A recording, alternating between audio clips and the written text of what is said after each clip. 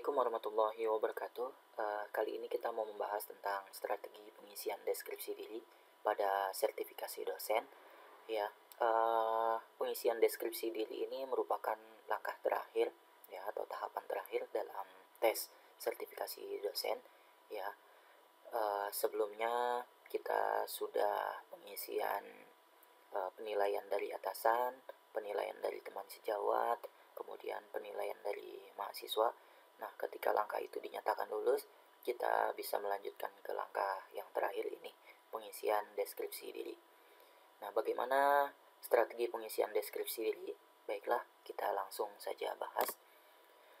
Nah, deskripsi diri ini kita buat atau kita deskripsikan secara jelas, ya, yang di dalamnya mengandung prestasi atau kontribusi kita terhadap Tridharma perguruan tinggi, ya. Jadi deskripsi ini ya, deskripsi diri ini menceritakan tentang prestasi kita atau kontribusi kita, ya. Dan kalau bisa ini dilengkapi dengan contoh nyata, ya, yang pernah kita lakukan dalam kehidupan kita sebagai dosen. Ya, kita tuliskan prestasinya apa, kemudian kontribusinya apa, ya, berikan contohnya. Nah, ini poin-poinnya, ya, saya buatkan poin-poin seperti ini ketika saya membuat deskripsi dulu waktu tes sertifikasi dosen. Yang pertama, paling banyak yang tidak lulus dari penulisan deskripsi diri ini, ya, tidak membuat deskripsi dirinya dengan baik, ya. Jadi ada banyak yang tidak lulus juga dari penulisan deskripsi diri ini, tahapan sertifikasi dosen yang terakhir, karena tidak menuliskan deskripsinya dengan baik. Banyak yang plagiat, ya, copy paste dari internet, ya, karena sekarang banyak sekali, ya, di website-website atau blog-blog atau di video-video yang menjelaskan tentang deskripsi diri, ya. Nah, kemudian kita menceritakan hal yang sama. Jangan, karena kalau kita plagiat atau kita copy paste dari internet itu sudah otomatis, ya, penilaiannya by system biasanya ketahuan kita plagiatnya berapa persen, ya, itu kemiripannya berapa persen itu ketahuan, dan itu sudah otomatis nanti kita tidak dinyatakan lulus dalam deskripsi diri ini atau tes sertifikasi dosen ini. Itu yang pertama. Kemudian yang kedua, ceritakan apa yang Bapak Ibu lakukan, ya, bukan yang ideal, ya. Jadi ini pasti berbeda setiap orang, ya. Maka itu ketika kita menuliskan deskripsi diri ini, ya, kita tuliskan apa yang pernah kita lakukan. Nah, itu pasti beda setiap orang. Ya udah, mengalir aja. Ini biasanya kalau bidang kita yang eksak ini agak kesulitan bercerita, tapi poin-poinnya kita tuliskan saja dulu, ya. Tuliskan poin-poinnya apa, baru nanti kita tambah-tambah atau kita jabarkan, gitu. Kemudian yang ketiga adalah paling sedikit 150 kata, ya, jangan kurang, ya, karena nilai maksimum yang dimungkinkan kalau kita katanya itu 150, ini adalah 3, ya. Jadi kita tuliskan deskripsi diri kita minimal 150 kata. Nah, kemudian yang berikutnya adalah kerjakan langsung dari sekarang, ya, tetapi jangan divalidasi dulu, ya, atau kita bikin dulu di Microsoft Office Word atau di Notepad, ya, kita tulis saja, ceritakan, ya. Nanti saya akan berikan di video ini apa saja poin-poin yang harus kita buat, ya. Kemudian fokus dalam menulis sehingga tidak memberi arti ganda, ya. Ya udah, kita mulai cicil dari sekarang, ya, apa yang pernah kita lakukan. Nah, poin-poinnya apa saja? Nah, ini dia, ya. Ada 24 butir, ya, banyak sekali memang, ada 24 butir yang perlu kita ceritakan di deskripsi diri ini. Apa saja ini kita lihat. Poin yang pertama adalah pengembangan kualitas pembelajaran, ya. Ini berikan contoh nyata semua usaha kreatif yang telah atau sedang dilakukan untuk meningkatkan kualitas pembelajaran. Ya, ini kaitannya dengan pembelajaran. Yang pertama adalah usaha kreatif, ya. Misal usaha kreatifnya apa, ya? Banyak mahasiswa di kelas atau yang mengikuti kelas yang datang terlambat, ya. berarti usaha kita gimana tuh supaya agar anak-anak atau mahasiswa kita datangnya tidak terlambat. Ya, misal kita berikan reward yang datangnya tepat waktu, kemudian kita berikan manajemen yang datangnya telat, ya. Kemudian kita juga mungkin bisa kasih uh, stimulus apa buat teman-teman mahasiswa. Ini terserah Bapak Ibu yang pernah dilakukan apa agar mahasiswanya tidak datang telat, atau banyak mahasiswanya yang nilainya rendah atau tidak mengerti. Nah, usaha kreatif kita apa yang kita bisa berikan. Itu contohnya. Kemudian yang kedua, dampak perubahan ya dari yang kita lakukan tadi. Misal kita berikan penghargaan kepada yang datangnya tepat waktu, ya. Nah, apa perubahannya? Atau kita berikan sanksi bagi yang telat datangnya, apa perubahannya? Nah, itu kita ceritakan ya, 150 kata masing-masing. Di butir pertama 150 kata minimal, kemudian di butir kedua 150 kata minimal. Ya. Atau kalau kita belum bisa menuliskan 150 kata di masing-masing butir ini, ya kita bikin poin-poinnya aja dulu. Ya. Jangan menghambat kita untuk target 150 kata kita akhirnya nggak menulis. Ya kita tulis aja dulu ya, nanti setelah dapat poin-poinnya baru kita jabarkan ya, baru kita kembangkan. Nah, kemudian berikutnya berikan contoh nyata ya, kedisiplinan, keteladanan, dan keterbukaan terhadap kritik yang saudara tunjukkan dalam pelaksanaan pembelajaran. Nah, kita ceritakan disiplinan ya, kedisiplinan kita seperti apa, keteladanan kita seperti apa terhadap mahasiswa, kemudian keterbukaan terhadap kritik ya juga seperti apa. Ya, saya kira ini bisa kita ceritakan. Kemudian saya lanjutkan. Berikutnya adalah pengembangan keilmuan atau keahlian. Ya, ini sebutkan publikasi karya ilmiah ya yang pernah kita lakukan ya, atau Bapak Ibu lakukan ya.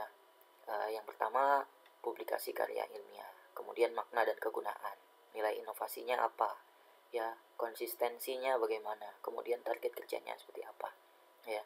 Jadi di sini kita menuliskan karya ilmiah, ya, atau jurnal yang pernah kita buat, ya, ditulis saja, kemudian kita ceritakan maknanya atau kegunaannya, ya, dari penelitian tersebut.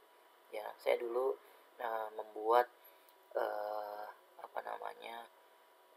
jurnalnya itu kaitannya dengan pemasaran online ya, saya ceritakan kemudian makna dan kegunaannya seperti apa ya.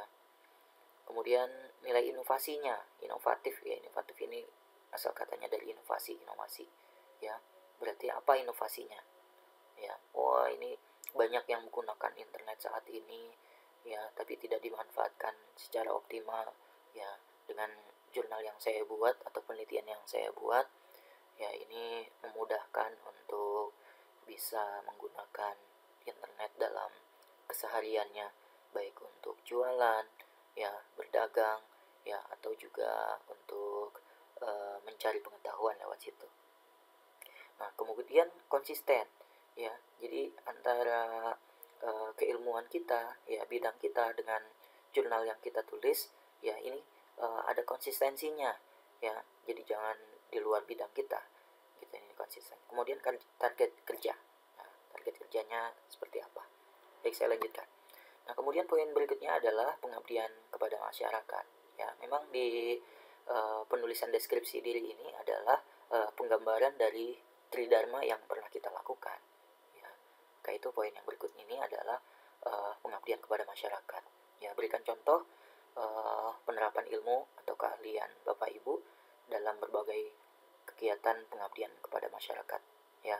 Kegiatan PKM-nya apa ya, kemudian dampak perubahannya apa, dukungan dari masyarakat seperti apa, kemudian kemampuan berkomunikasinya ya antara kita dengan masyarakat ya, kemudian kemampuan kerjasamanya dalam melaksanakan pengabdian masyarakat itu seperti apa.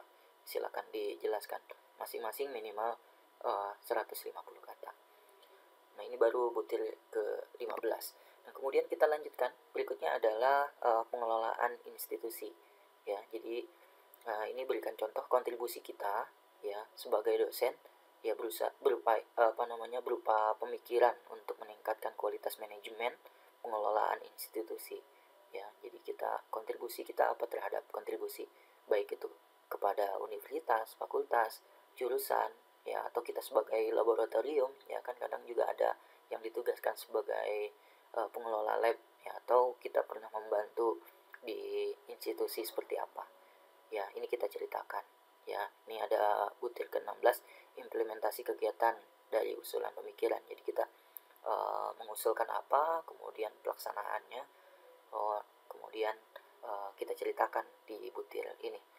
Kemudian dukungan institusinya seperti apa setelah kita usulkan, ya, kemudian didukung atau tidak sama institusi kita, ya. Jika didukung atau tidak didukung, ya kita ceritakan di sini, ya. Kemudian kendali diri, ya, ya kita mengendalikan dirinya seperti apa, ya kita kerjakan, ya. Kemudian kita ceritakan di sini.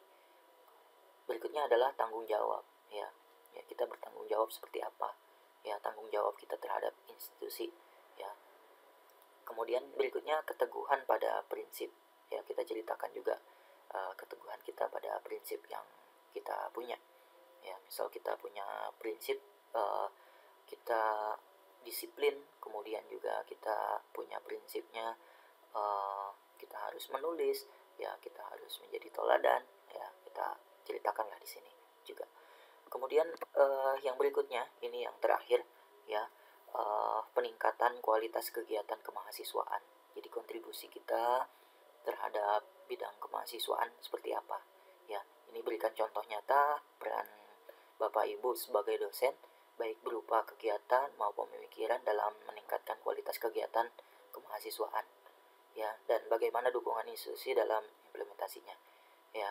Ini dia ada peran pada kegiatan kemahasiswaan, kemudian implementasi peran kita, kemudian interaksi dengan mahasiswa, ya, kemudian manfaat kegiatan tersebut itu seperti apa, ya.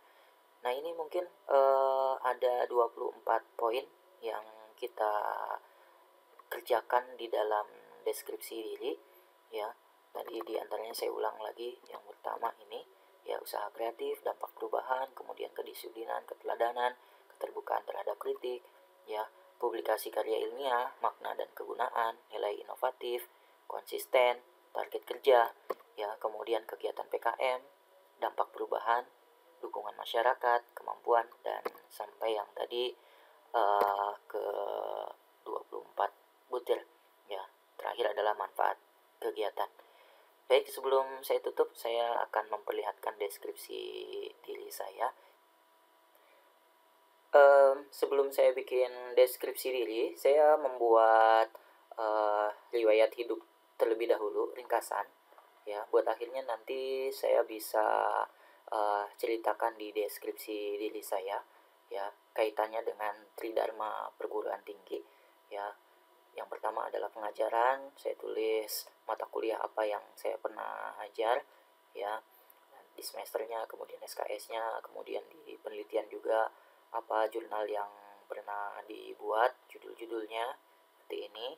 Kemudian juga pengabdian masyarakat juga apa yang dibuat, ya, judulnya, kemudian lokasinya, tanggalnya, ya, ini kita dokumentasikan, ya. Ini saya belum diisi semua waktu itu di sini, baru seperti ini. Jadi Bapak Ibu, bagi yang punya penelitiannya ada beberapa, ya silakan saja dibuat terlebih dahulu, ya.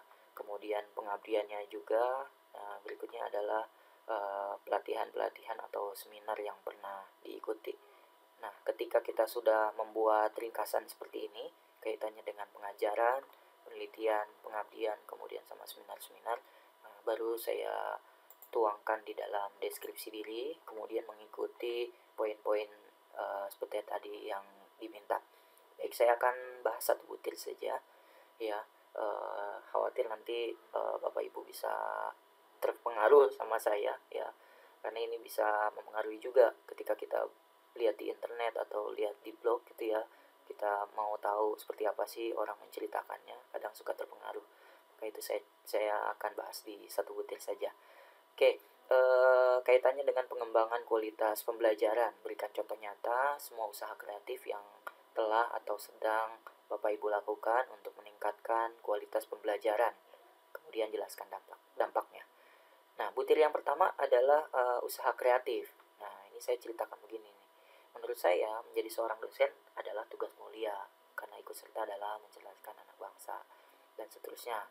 Kemudian saya ceritakan ketika awal saya bergabung, kemudian mengajar mata kuliah apa, ya kemudian saya benturkan dengan pendidikan saya, ya S1 saya komputer, kemudian S2 saya pemasaran, magister manajemen pemasaran. Nah, saya kaitkan dengan itu, ya. Kemudian eh, saya kaitkan juga dengan pembuatan RPS, ya. Kemudian saya kaitkan dengan pembelajaran menggunakan internet, menggunakan teknologi, ya, buat akhirnya mahasiswa tertarik, ya, atau membuat mahasiswa menarik untuk mengikuti pelajaran, ya. Saya buat di dalam minimal 150 kata. Nah, kalau kita buat di Microsoft Office Word ini, ya kita bisa ngecek nih berapa kata yang kita sudah buat, kita blok saja seperti ini. Nah, kemudian di bawah sini bisa terlihat 204 word, ya, gitu ya. Kita bisa lihat. Nah, itu untuk deskripsi diri saya, butir yang pertama. Kemudian untuk butir-butir yang berikutnya saya tidak tampilkan, ya. Tapi kalau Bapak Ibu mau saya kirimi untuk deskripsi diri saya, silakan saja tulis di kolom komentar pada video ini. Baik, itu mungkin. Terima kasih. Kita ketemu lagi di video berikutnya. Semoga Bapak Ibu yang sedang mengikuti tes sertifikasi dosen bisa lolos tesnya, dan semoga dalam mengerjakannya